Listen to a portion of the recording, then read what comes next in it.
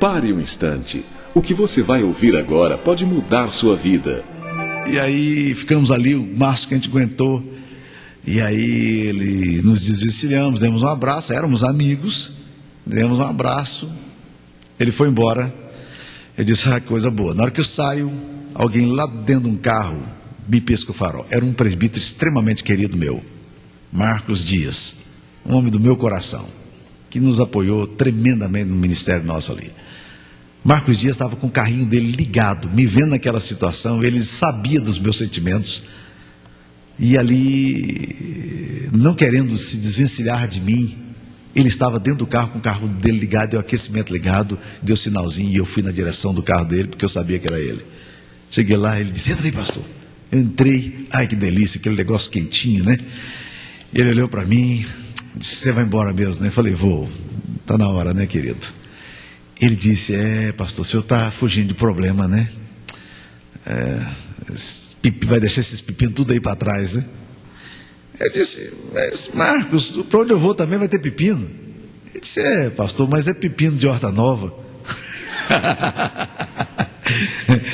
Eu virei para ele e falei assim, mas pepino de horta nova tem gosto diferente, Marcos? Pepino de horta nova tem gosto diferente? Nós íamos juntos, ficamos ali mais batendo um papo, e ali eu fiquei com ele quase até as 3 horas da manhã, com muito prazer, conversando com aquele irmão querido, né? Mas, meu querido, pepino de horta nova não tem diferença de pepino de horta velha. O gosto é o mesmo.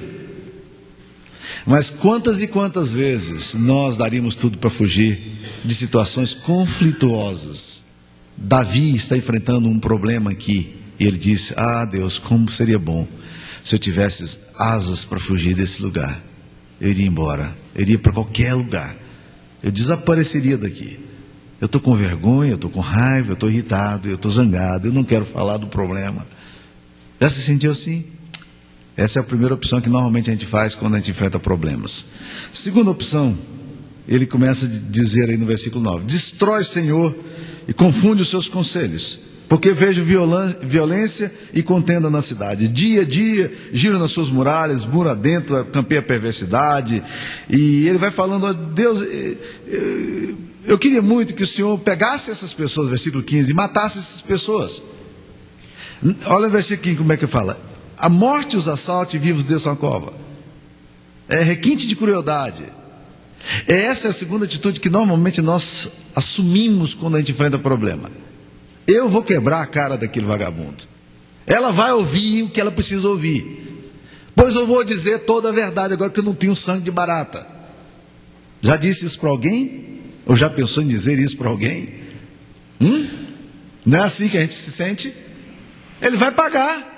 Não vou deixar esse negócio barato. Não é assim que a vida é, não.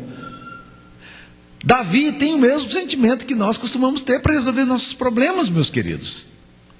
Eu vou arrebentar com ele. Eu vou às últimas consequências. Ele vai sofrer para saber o que é dor. Não, faz isso e vai embora. E Davi parece, do ponto de vista humano, que tinha muitas boas razões para fazer isso, porque ele descreve quem é o inimigo dele, versículo 12. Com efeito, não é o inimigo que me afronta, se o fosse, eu o suportaria. Nem é o que me odeia, que se exalta contra mim, pois dele eu me esconderia. Ele está falando de alguém, olha o versículo 13, de alguém próximo dele, mas és tu, homem meu igual, meu companheiro, o meu íntimo amigo. Na verdade, trata-se de uma traição. Quem é que traiu Davi? De que personagem esse texto está falando? Os comentaristas são unânimes em dizer que Davi escreveu isso no deserto, depois de ter sido perseguido cruelmente pelo próprio filho dele, Absalão. Absalão era um rapaz inescrupuloso. Ele tinha matado o seu próprio irmão. E quando Davi já estava um pouco idoso, ele começou a minar o reinado de Davi, indo para a porta de Jerusalém, conversando com as pessoas que queriam conversar com o rei para resolver pendengas judiciais, e não tinham como chegar no rei, e ele, príncipe, filho do rei, sentava na porta das pessoas, e a Bíblia diz que ele roubava o coração das pessoas. Ele se sentava ali na porta e ficava falando assim: qual é o seu problema? Um problema meu, é fulano de tal, meu vizinho lá, ligado à minha fazenda. Ele disse: se eu fosse rei, eu resolveria o seu problema. Tipo assim, esse rei é incompetente. E a Bíblia fala que Absalão foi fechando o cerco. Davi não tomava posições muito sérias em relação ao filho dele, e Absalão foi fechando o cerco. A relação entre Davi e Absalão foi muito complexa. Ele não confrontava, ele não lidava diretamente com o filho. As coisas foram se tornando tensas a tal ponto de que um dia Absalão montou um grupo muito forte, com gente de influência em Israel, e se autodeclarou rei. E expulsou o pai dele do palácio dele. E a ordem era bem clara, era para arrebentar o pai dele mesmo, era para matar o pai dele. A Bíblia diz que a coisa foi tão complexa que Davi saiu chorando descalço no Monte das Oliveiras e fugindo para o deserto sem saber para onde ir, sofrendo afrontas de opositores políticos que agora o enxotavam e zombavam na cara dele, porque o próprio filho estava expulsando-o do reinado. Davi vai para o deserto, e provavelmente no deserto ele escreveu esse sentimento, falando de alguém que ele amava e que agora pisa na bola com ele de forma tão dolorida. Davi está muito triste com a coisa. Ele está muito sensibilizado com tudo o que está acontecendo com ele. Para culminar, Absalão pegou as concubinas do rei, que eram mulheres que ficavam disponibilizadas no palácio, e foi para o eirado, para o teto do palácio, e à vista das pessoas, ele começou a ter sexo com as filhas, com as esposas ou com as concubinas de seu próprio pai, afrontosamente, de forma como uma afronta mesmo. Olha como é que ele fala: juntos andávamos, juntos nos entretínhamos, versículo 14, e íamos com multidão à casa de Deus. Aqui ele fala de duas coisas interessantes. Nós nos entretínhamos. Entreter-se é caminhar com alguém que você gosta de brincar. Existem muitas amizades que a gente chama de amizades funcionais.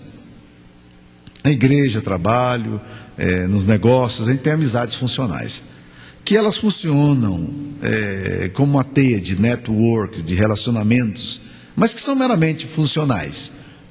Esse tipo de amigos funcionais, eles são necessários, e você se relaciona com eles e respeitosamente caminha com eles, mas são amigos que vão passar pela sua história e vão embora. Eles não são de fato aqueles amigos do peito que você guarda e tal. Mas entretenimento é uma opção. Você se entretém, você brinca com quem você quer brincar. Quando você chama alguém para o entretenimento, você chama algumas pessoas que você tem prazer em estar com elas. Davi diz que ele se entretinha com esse cara. Era com ele que ele ria. Era seu filho, ele brincava com ele. Olha outra declaração: e íamos com a multidão à casa de Deus. Eu tenho visto muita gente numa crise teológica por causa desse trem aqui. Porque fala: pastor, se fosse gente fora da igreja, mas é gente da igreja, pastor. Íamos com a multidão à casa de Deus. Era gente que ia para a igreja celebrar a Deus com ele. E quantas vezes a gente chega até a achar que a gente vai perder a fé por causa desse negócio aí. Davi está vivendo esse dilema de uma pessoa amiga que o trai. Então ele tenta fugir do problema e ele tenta resolver agora na base da pancada. Quantas e quantas vezes na minha vida e no meu pastorado eu tive que conciliar situações de pessoas que estavam com revólver para matar gente. Lembro do meu primeiro pastorado, de um homem cuja mulher era da nossa igreja, e esse homem, a filha dele teve um namorado lá, e um homem bem mais maduro que ela, e ela adolescente, e ele teve um caso com ela, e ela engravidou. E eu ouvi uma história lá na cidadezinha onde eu pastoreava. Fulano tal vai matar aquele rapaz. Não está brincando, vai. Ele comprou um revólver, vai matar. Eu fui à casa desse homem. Homem muito sério, pedreiro, homem de pouca conversa, homem muito honesto. E aí eu vou tomando café com ele, com muito jeitinho, tentando me aproximar do universo dele. E lá pelas tantas, sozinho com ele, eu perguntei: como é que está o seu coração? Como é que está com tudo isso que está acontecendo? Ele começou a tremer. Ele disse: eu vou matar aquele cara, pastor. Eu já decidi, já comprei um revólver, eu vou matá-lo. Ele não desonra a minha casa desse jeito e vai embora. Eu o mato, né? E aí você tem que lidar com situações de pessoas que estão ali dizendo: esse negócio aqui é complicado. Você nunca teve desejo de matar ninguém? Uma vez perguntaram à doutora a Ruth Graham, esposa do Billy Graham, se ela já tinha pensado em separar do marido dela alguma vez, do grande evangelista Billy Graham. Ela disse: não, separar não, mas matar umas 5 vezes eu já tive vontade. Quem nunca pensou em matar alguém? A Bíblia diz que você já matou no coração, dura isso, né? Meus queridos. Agora vamos, ele então tenta a fuga, tenta a agressão, a resposta, essa coisa toda, mas agora ele vai para a terceira opção, que é a opção bíblica. Versículo 16: eu, porém, invocarei ao Deus e o Senhor me salvará.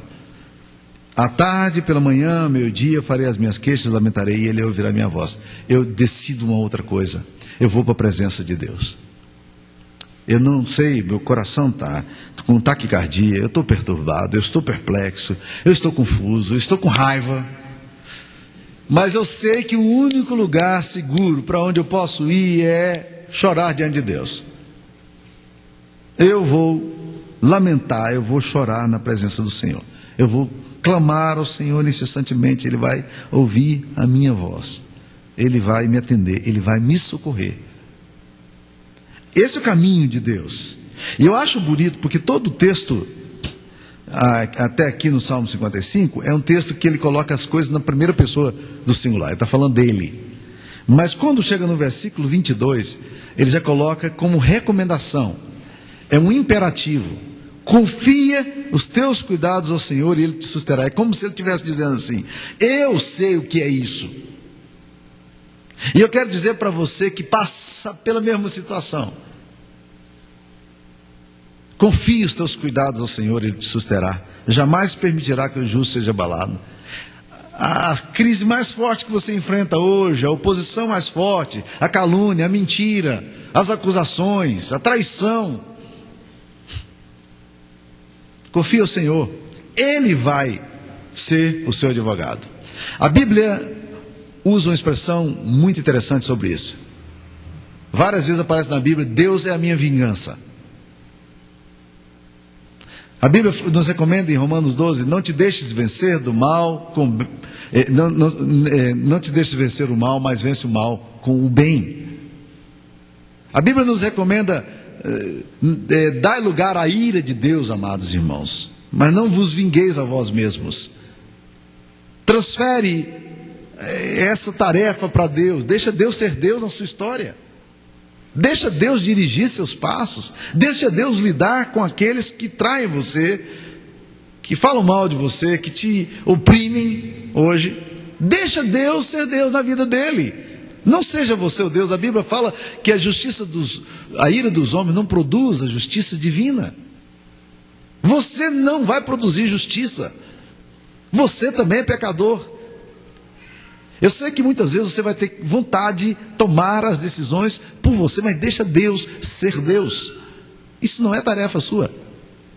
Confia os teus cuidados ao Senhor e Ele te susterá. Jamais permitirá que o justo seja abalado.